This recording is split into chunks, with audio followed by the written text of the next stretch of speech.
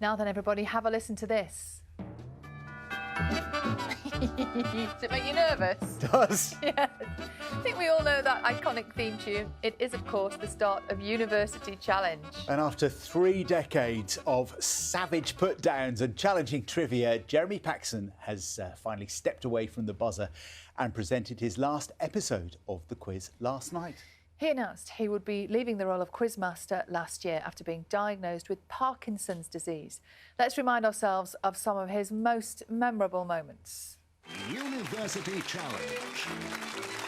Asking the questions, Jeremy Paxman. Who held the position of Prime Minister of the United Kingdom for the... Trinity Morley. Margaret Thatcher. How did you know I was going to ask for the longest period of time? Well, what else is it going to be?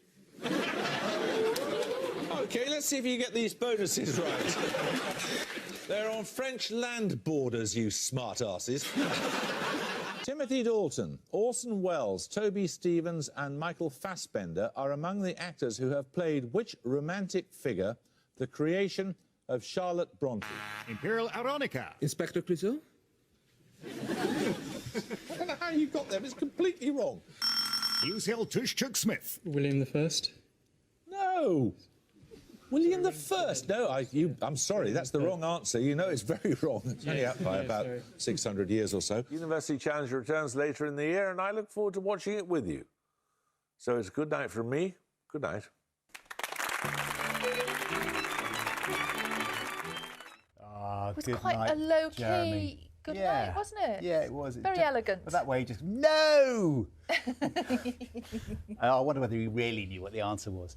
We're joined now by maths teacher and former contestant Bobby Seagull. Morning, Bobby. Good and morning. Alex Radcliffe, who was on last night's winning team, Durham University. Good morning, Alex. Congratulations. Well done. Thank you. Yeah, it's weird times.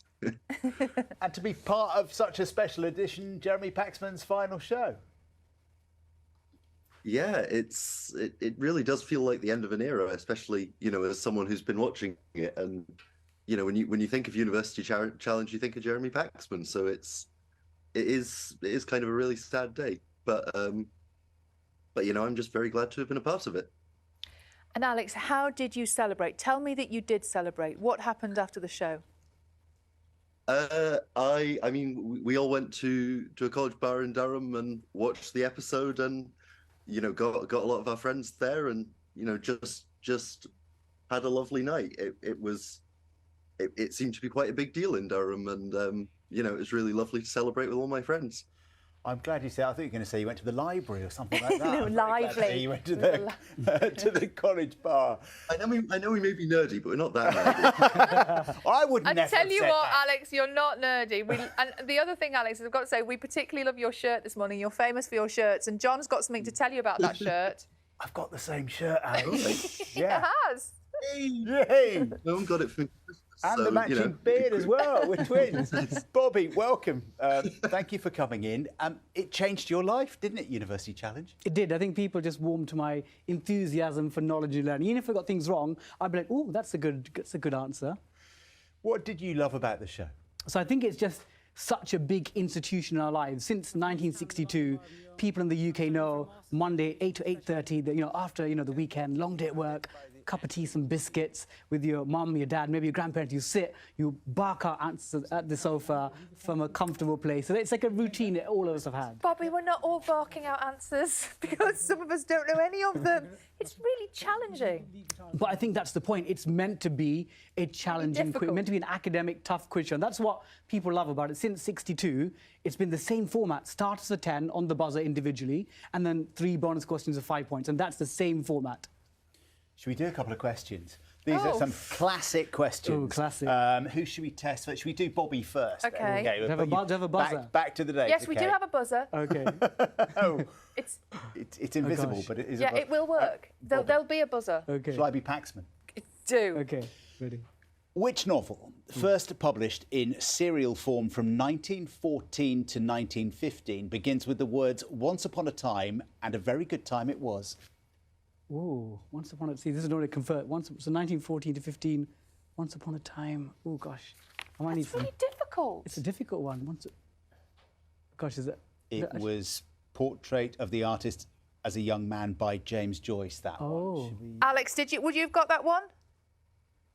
No, Oh. I leave literature to my. We cracked them. Yeah, That was a tough one. Totally cracked them. Right. Okay. Next one. Alex, this one's for you. Are you ready? Ready with your imaginary buzzer. Okay, here's the question. You might get this. The title character of which 1972 David Bowie album was inspired by the British rock and roll singer Vince Taylor?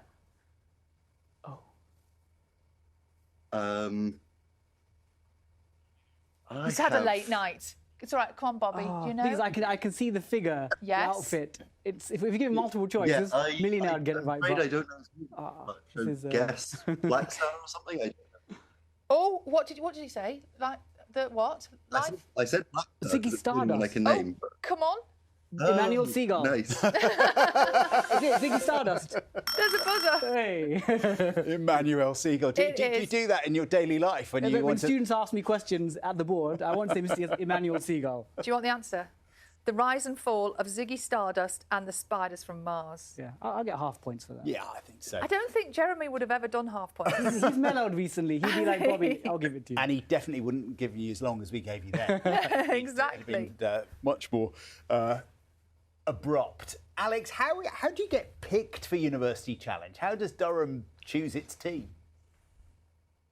Every uni does its own thing, but Durham has an intercollegiate competition, and they just look at that and try and make decisions about how to make a balanced team out of people seeing how they've done in that. And the four of us were really lucky to get an email saying we were on the team, and it was, I think, just a very surreal experience, as was everything that came after.